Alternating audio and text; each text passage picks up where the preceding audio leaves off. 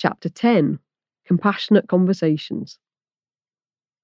Talk is cheap, unavailable and effective. Tea or more with a trusted confidant can ease the pressures away. When do we open up most? Sometimes with those we know and trust best. Sometimes after a few drinks when we're feeling at a low ebb. Sometimes in the aftermath of something huge, it's a bit of a debrief. The person or people we talk to may or may not even have been a conscious choice. Sometimes at home or with a friend when we find the right moment. What do these have in common?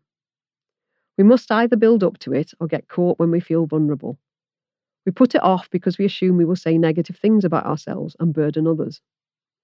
How would you feel knowing therapists had supervision conversations routinely built into their work? Many of the caring professions and others are exposed to things which are difficult or emotional.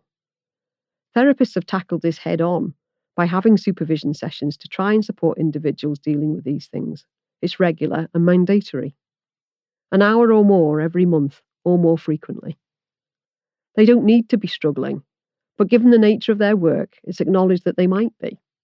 Their supervision is there precisely so that they don't start struggling. Many do still struggle, as the work can be emotional. Healthcare people, though, isn't that pretty similar? In an ideal world, we would have routine supervision too. We could and would benefit, but systems don't see the potential benefit enough to fund or prioritise this. So it's a pipe dream for now. But what if we in medicine started having these compassionate conversations? On an ordinary Wednesday afternoon, over lunch or coffee.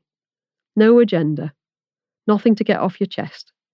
Once you've had one conversation, it becomes so much easier to do it again. The first time is such a barrier. You start to be able to see over that protective wall you've built around yourself. How could compassionate conversations work?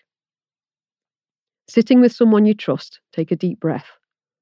Could you just ask a question and see where that leads? Questions like, how are you doing? I find some of this hard. I've had a bit of a wobble today. Is it just me or is it hard right now? It's getting hard to relax properly away from here.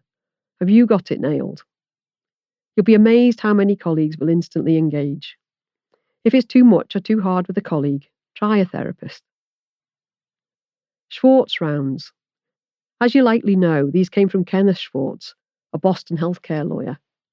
With terminal lung cancer, he reflected on the compassionate moments that made the unbearable seem bearable. Sharing these allows us to open up about what's challenging and share experiences. We took this further in our hospital. Dr. Dominic Bray and I modified Schwartz rounds. You can't call it a Schwartz round as they're trademarked. We started with an exercise where participants talked about 3 things they've been proud of that week. It was a bit solution focus-ish, I know. Think about how rarely we ask colleagues that. It's only the bad stuff that gets mentioned. Participants started to open up. They sat up straighter, they engaged more. We called these not Schwartz rounds, compassionate conversations, and they were featured in the BMJ and were shortlisted for the annual BMJ Leadership Award. This was a formal approach in a group setting, and I'm not suggesting this as a format for a chat with a mate. It doesn't need to be formal to work. If you choose your friend or colleague well, it should help to support you. To explore and validate how you feel. To share experiences or have a sense of being in this together with a colleague. What do you need for this? You and at least one other person.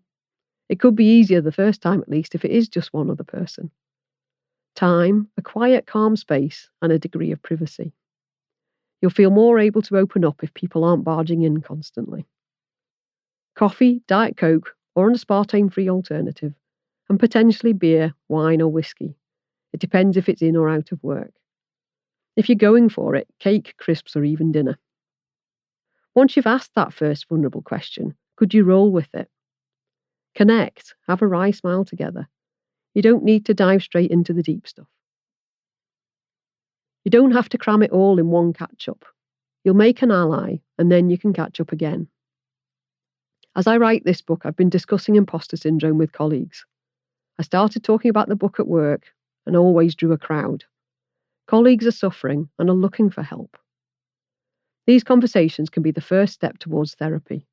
A problem shared really is a problem halved. Knowing you're not alone brings great strength, and it might be all you need. Once you feel better, you can look into the relaxation exercises later in the book, but please don't pressure yourself to use them immediately. We've already seen how combining the two hero therapies can have a powerful and even magical effect. It's time to look at that more closely.